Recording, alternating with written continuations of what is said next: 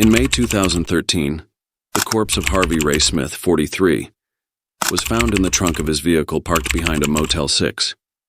During the investigation into his death, 22-year-old Deborah Burge was called to give evidence. I appreciate you coming down here today.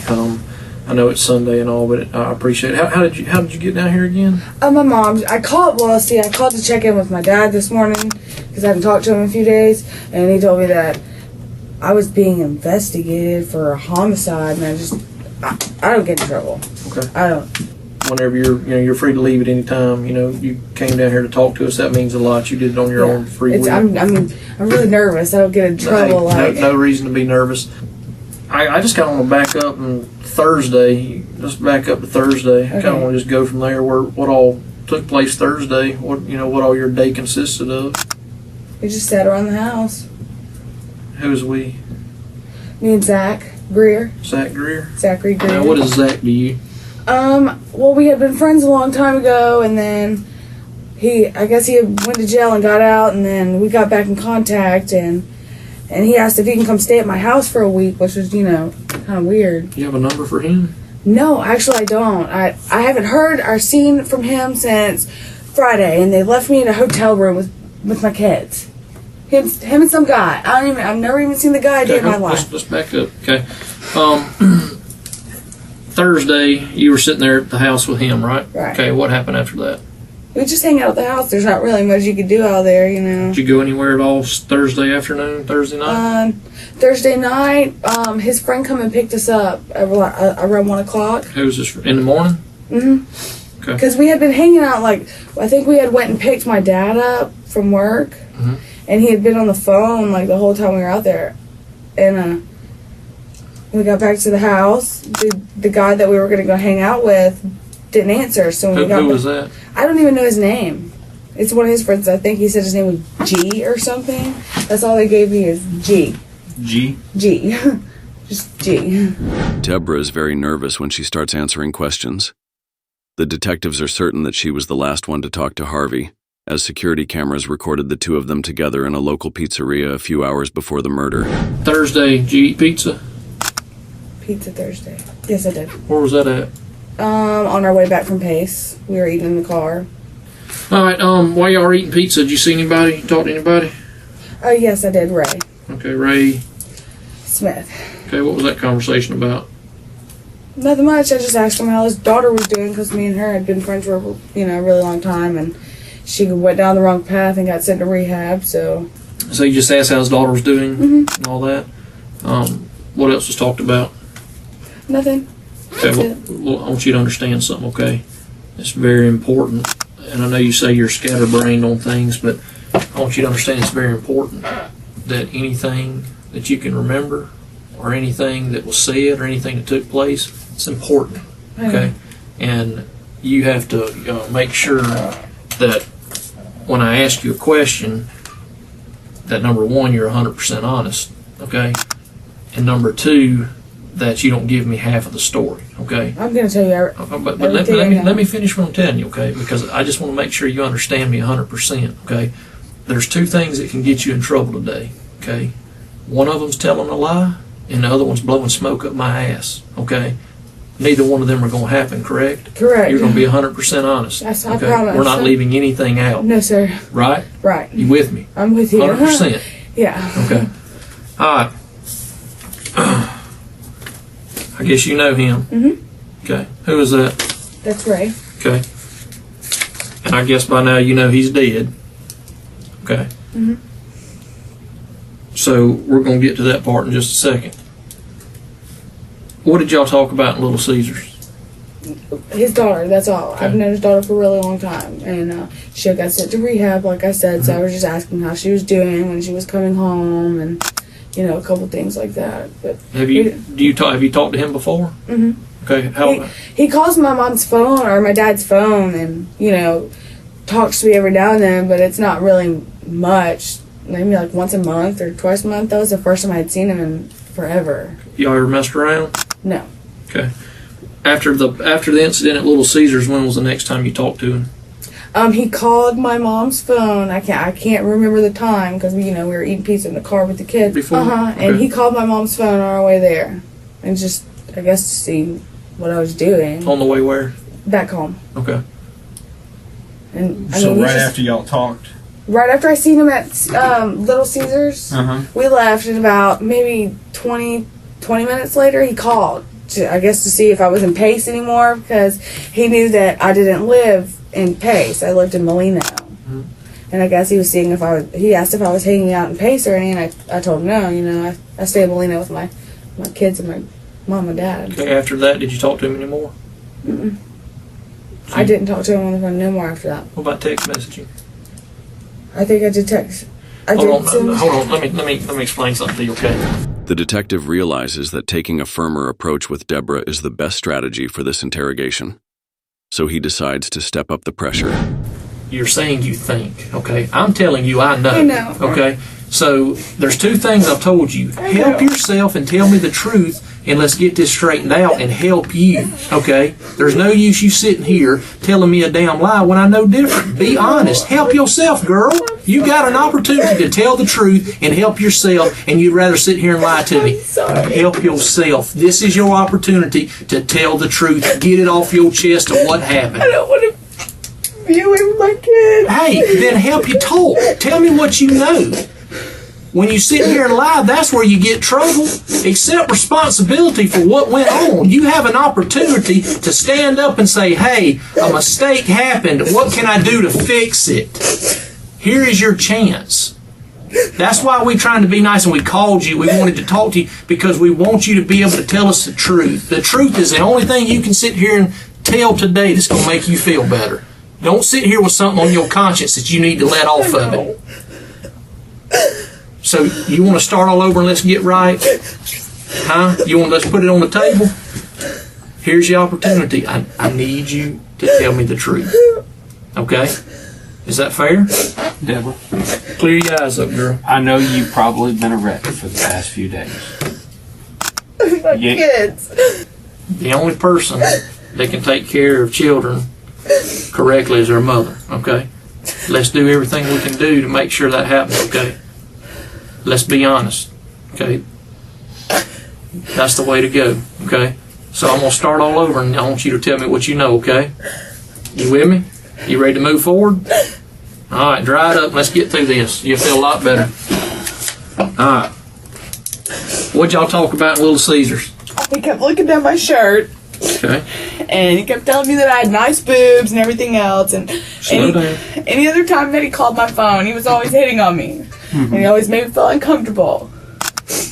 So I didn't ever hang out with him because I didn't want to be feeling uncomfortable around, this is my best friend's dad, and so it was really weird. Whenever we left Little Caesars, like I said, he called, we were going down the road, and he asked what I was doing, and if he can come hang out, and I told him no, and then I told Zach what he had said to me, and I guess it had made him mad or something, and he asked me to have the dude come to our house. He asked you what? He asked me to ask the dude come to our house to hang out. So he comes to the house to hang out, and we were sitting in his car hanging out with him. And my kids, I walked inside to check on my kids, and they were awake, and I stayed inside with my kids. I don't know much after that. I went back inside to hang out with my kids, and that was it. What happened when you came back out? When I came back out, well, I was texting his phone telling him to tell Zach to come here and to tell Ray to leave because he was making me feel uncomfortable. Because he took me to the store and he kept trying to stick his hands down my pants. Where was Zach at when that happened? In the back seat of the car. And I guess he seen or whatever, and I guess it made him mad. Well, whenever I come back inside, I kept texting and telling him to come back, to come inside, and I don't know what happened after that. Okay, when you walked back outside, what happened? Deborah tries her best to pass herself off as a victim and acts as if she knows nothing. However, the detective is certain that she is lying. That's why he keeps pushing to get more details about the crime. I want to be able to go into my kids. You have to be honest.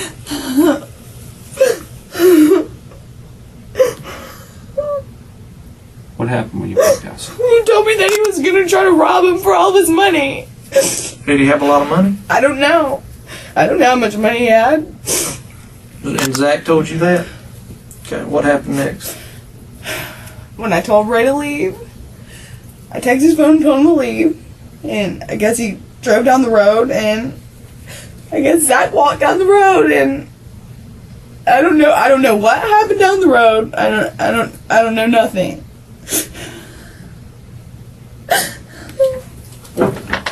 What happened after that? I kept calling Ray's phone and nobody would answer, so I started walking to the end of the road. When I get to the road, he comes running up.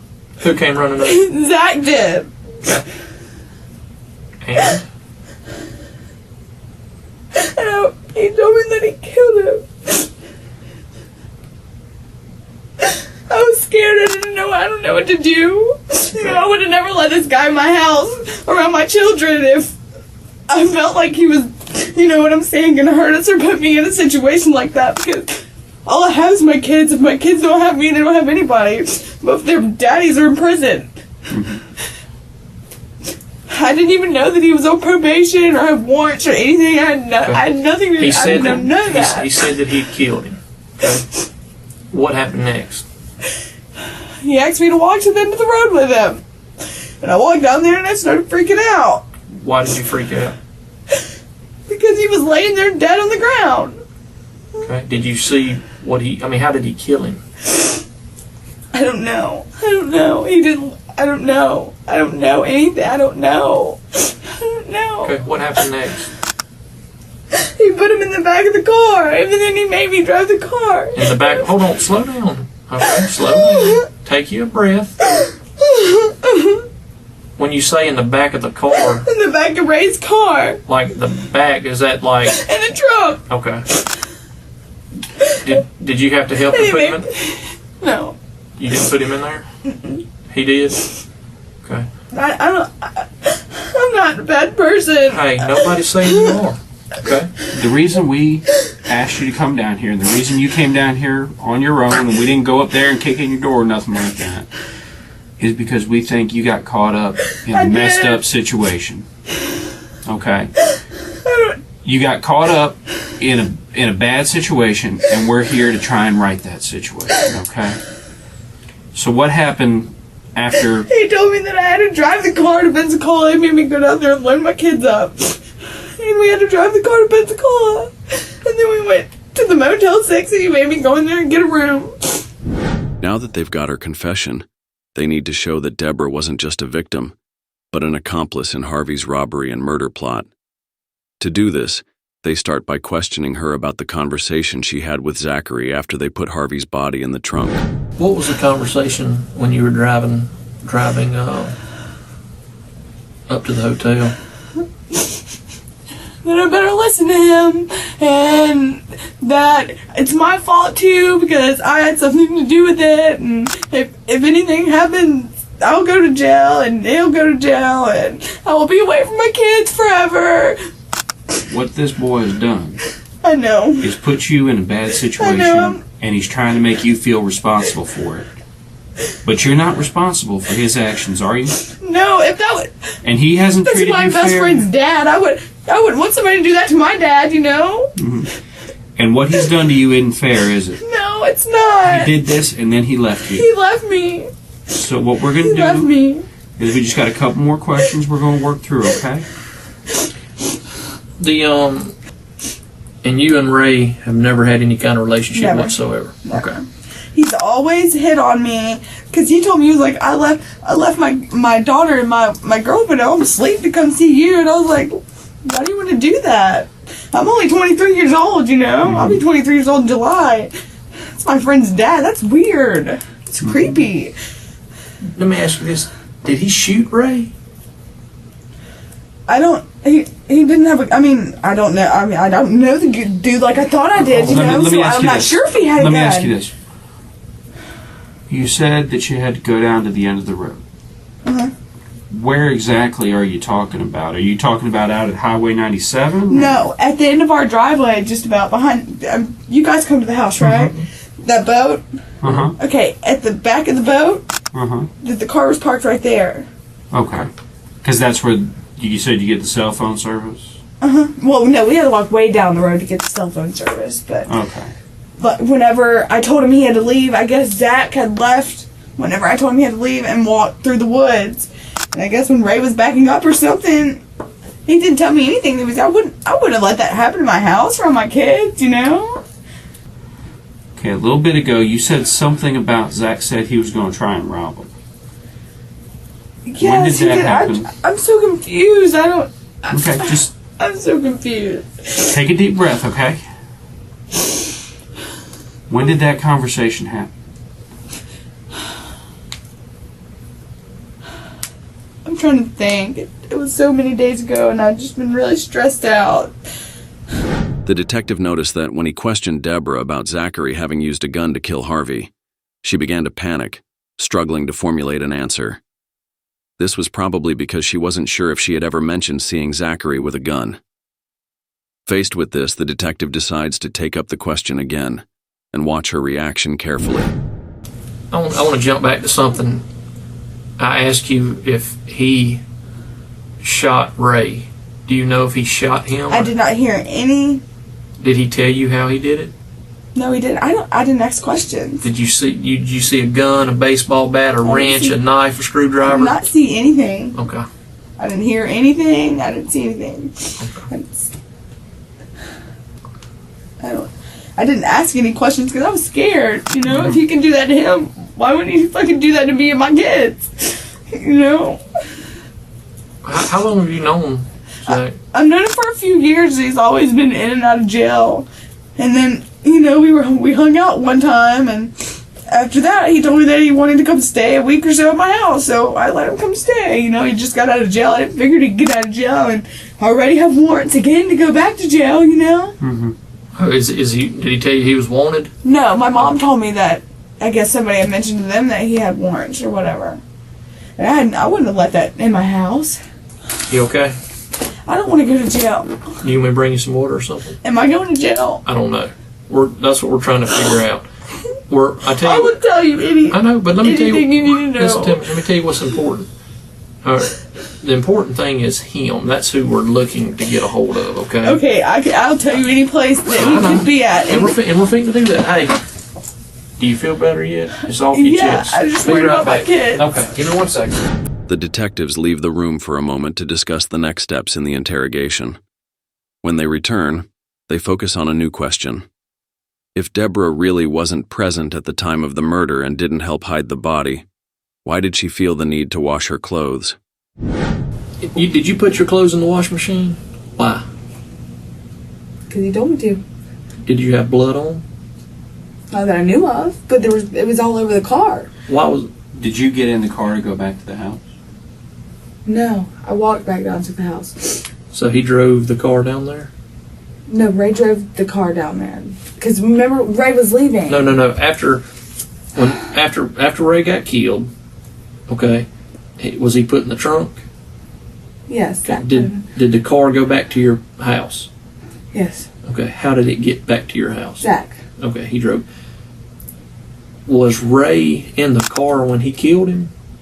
Or was he standing out of the car? I don't know. I wasn't down there, and I didn't ask any questions. None whatsoever? Nope. I mean, I seen blood all over the side of the car, and I seen Ray laying on the ground. On what side? The driver's side. Okay. Was it on the inside or outside of the car? It was everywhere. Okay. It was everywhere. Okay. Or remember I told you he said I'll be looking at the same four walls he was looking at, because if he was guilty then I was guilty, and okay. What else did he tell you? that I better keep my mouth shut, or what? he'd kill me too. He told you that? Yeah. He's told one of his ex-girlfriends that before. And she called and told me that he told her that, so when he said it to me, I believed it. Mm-hmm. Where did your kids sit at in the car? In the back seat. Both of them in the back? Mm-hmm. Okay. And you don't remember getting blood on you at all? Okay.